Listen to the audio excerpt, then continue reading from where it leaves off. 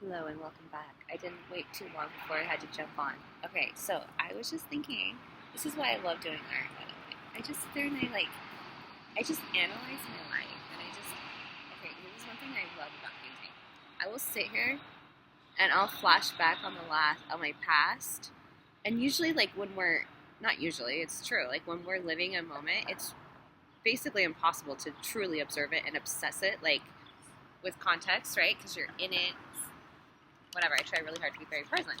So, with time, I love to sit and paint and reflect on memories and piece together puzzle pieces with context, knowing like, wow, what I know today, what I didn't know then. You know, get what I'm saying? It's called reflection. It's always for me with the intent of having a positive outcome.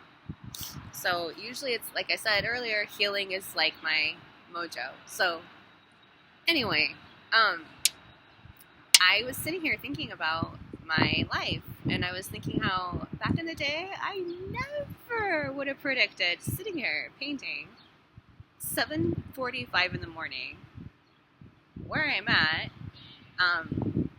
jamming out the confidence that I have, because I did not have this confidence. And so I was thinking a lot about like my own path and my own journey, and I am obsessed with God. I am. I'll tell you guys why.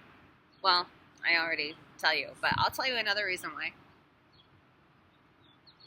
I get really uncomfortable talking about it because I feel like we exploit we exploit so much that's quite sacred. Anyway, that's why I'm really cautious to talk about these things, because I have a very like I have a reverence. Okay, so which, believe it or not, is why I stopped attending Mormon church. And so people think that I'm this like heathen, no good, queer weirdo that's not worthy to be in God's house. Bitch, this is God's house. This earth is God's house. So anyway, I'm obsessed with God, and I go, these people who are so afraid of what everyone else is up to and what everyone else is doing, they're missing out. Like when you spend the bulk of your time so concerned about what everyone else is doing, then you miss out on actually experiencing the beauty of God. So that's one reason why I also stopped going to Mormon church. I thought, you know what? Instead of like going to church and like judging all these other women, I would sit there. I mean, to be fair, I am a hairstylist because of church. Because I would sit there and I would give everyone makeovers in my head. So I tried to be not judgmental, just like, oh, how could I? And then, but I was straight up just sitting there judging other women and stuff. And I would sit there and analyze everyone's marriages, which is probably not a very healthy thing to be doing. So, anyway, my point is, I made the decision to stop attending church at a very, for me, it was a young age, because I didn't know anyone else who stopped doing it. I was bold. But I always kept a God in my heart. God and I have been through a fucking whirlwind and a half, but you know what that means? It means that I think the word testimony is too trite.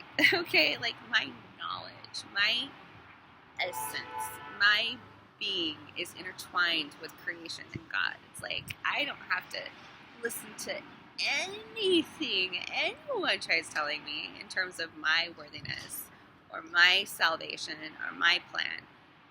No, I have direct connection to my Creator, who assures me and who also teaches me ways that I need to fuck up and be better. Okay? So anyway, that's where my confidence comes from. P.S. It has been a long journey. A very long journey. One thing I love about God. Soul, baby. But listen, one thing I love about God. I'm not going to get emotional because that's cheesy. No, listen, really. This is one thing I love about God. And I probably said this when I was a teenager. Because I did, believe it or not, if you have known me for a while, I used to get up and talk in church. And I imagine I don't know what I was like then. I have no clue because I didn't have confidence. Anyway, I'm sure I said this then because I know this to be true.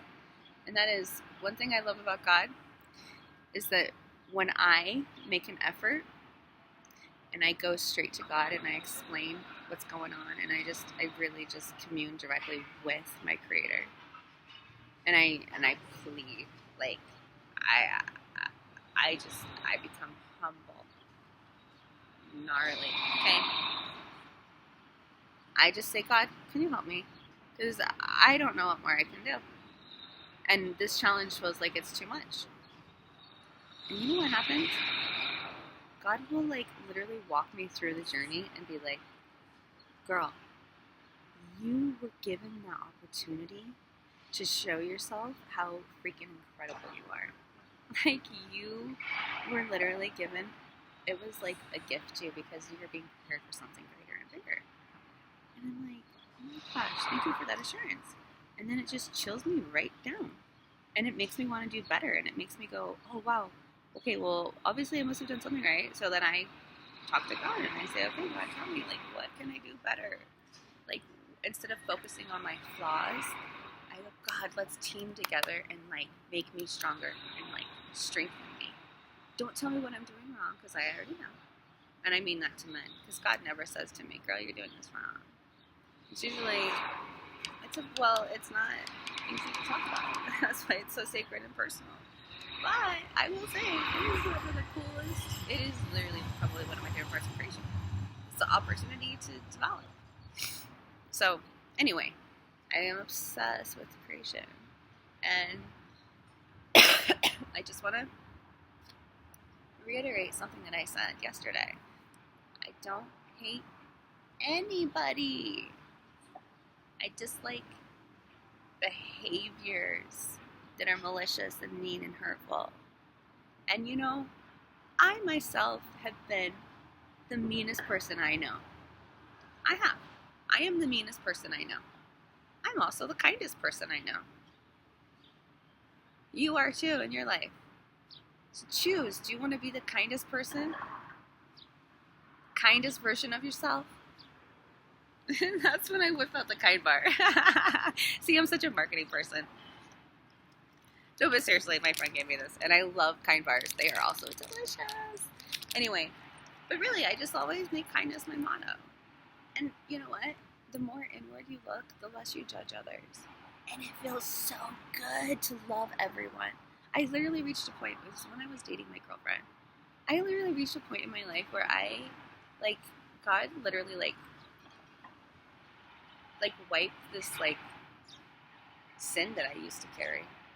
It's hard to explain, but I just started to love everyone. And yeah, I may have offended you in the past, and I may have been mean to you in the past, and I'm so sorry. Like, I really am sorry, and I know that I haven't righted all my wrongs, but I have found, like, myself in the last couple years, and it has not, let's just say it has not been simple.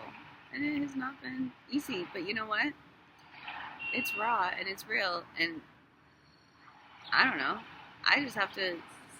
I have to give my faith to a higher power because I know, like, without a doubt, like, creation is good, God is good, and the way I was raised was like really just not.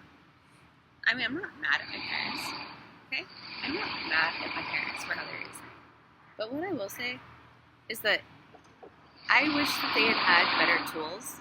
And I think that the Mormon Church was a really, really, really, really foul influence on my family. And I will just leave it at that. Anyway, so, apart from that, I just wanted to say that I am obsessed with Joseph Smith too. You guys know this. And look, here's my thing about Joseph Smith. I realized with the Mormon Church that they worship Joseph Smith. That's what that church is about. If you read the Doctrine and Covenants, I literally had to put it down because I was so offended.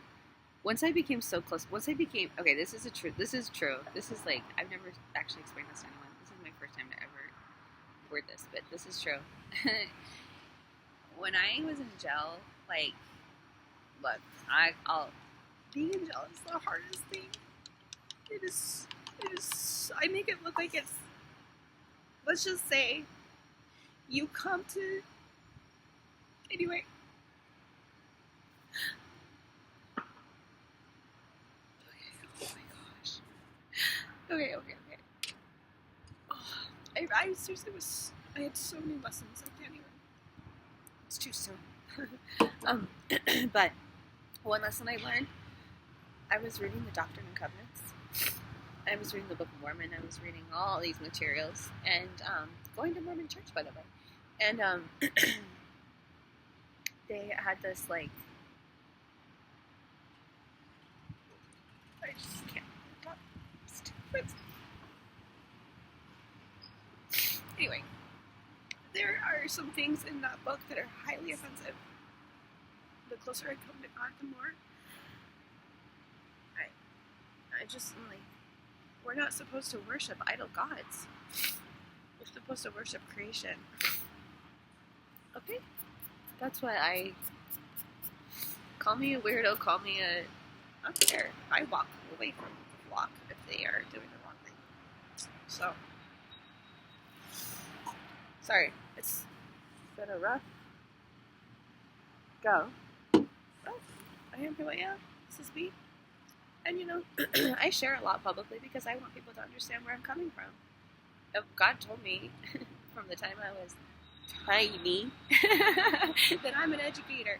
I came out of the womb teaching, okay? Because I came by it honestly. It's in my family. I love doing research on my ancestors, by the way. After this, I'm going somewhere super special. Yes. Anyway, but I would like read about my great grandfather who kicked so much ass in academia. And anyway, I share these videos because I have stuff to share, and I hope that people watch them. I have no idea, but I also do it for myself because one thing I love to do is improve. And so if I have an honest, if I show myself as honestly as I can, and I can go back and observe it and go, like, I used to make videos that were so cringy, and I'm sure there's a time I'll look back on these videos and I'll be super cringed out again. But how can I grow and progress if I don't take a serious look at myself? You know what I'm saying? That's why I love reflections in the mirror. And it's not about narcissism.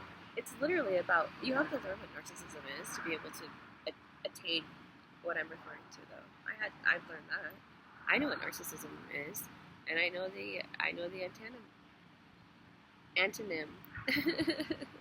I may not know the actual word off the top of my head. We could argue about it. That's something why I miss Robert. We could just sit and we would have one word, and it would just be a portal into the world of words. Cheers. All right. Also, I also want to record these videos so people can see what it's like to have a brain like mine, because I have serious ADD. Okay. And it takes a lot of control to manage it. And I managed it my entire life without medication, at least that I know of. If I was ever medicated, my parents never told me. But the thing that sucks about okay, so this is something that I have to deal with right now. My parents completely cut me out, will not talk to me. I try to have a real conversation with them. They completely are incapable of self-reflection and of acknowledging any wrongdoing. Like, they just can't. It's just like something that is just, they like, something like in their creation, maybe, I don't know what it is. Maybe the gene became, through genetics, it became more possible or something, because I go, it's okay that these things happened in my childhood or in my teen, but I need to talk about some of these things that occurred so that I can get past it, and we can heal, and we can grow, and we can, like, be closer. Every time I try to reach out to my family, it's because I'm trying to get closer to them. Every time I share something publicly, it's because I'm trying to share, like, to get closer. Like, you think I want to be by myself? No. But you know why I have to do it? Oftentimes for protection. And I'm tired of being told to just forget about it. Some things you can't just forget about. Some things will tie you. You can become tied to until you move past it, and you have to heal from it. And sometimes healing requires both parties that were present. Sorry, I could talk about this stuff for a long time, because I'm in the throes of it. But I'm not fighting. I'm not fighting. In the past, thought about it yesterday, I had to fight my way out of some abusive situations, but I'm not fighting now. I just want to resolve. But one thing I learned in therapy, I learned you cannot heal from what is currently destroying you or what is currently hurting you. So if you continue going back to the place that's hurting you constantly, how can you heal from it? You know? So that's why I had to face some like really, really troubling memories that were repressed memories in my childhood. But I could heal from them. But my brain goes, honey, we can't progress yet. You have to face this stuff before you can, like, reach a higher level of consciousness. Also, the way I look at it is, with my brain, I love my brain so much, and I'm so protective of it, by the way. But my brain will make room for what's healthy for me. And my brain will sometimes have to cleanse out different things, like different memories or different experiences. It's got to cleanse it out. And so it's got to make room. It's got to be efficient. It's got to be capable of processing new information and registering old information. But how is this? My brain is looking out for me. Every single cell in your body. I learned this once. This girl, she's beautiful. This girl at church told me this one day at Mushroom Church, dude. Changed me forever. I think about it all the freaking time. Right? I think her name's Laura. Thank you for sharing this with me. She said every single cell in your body is working for you. And that blew my mind. Think of all the billions of cells in your body. I don't know how many cells are. Just every single nucleus, every atom, it is in your favor. It's working, it's busting its ass for you and you alone.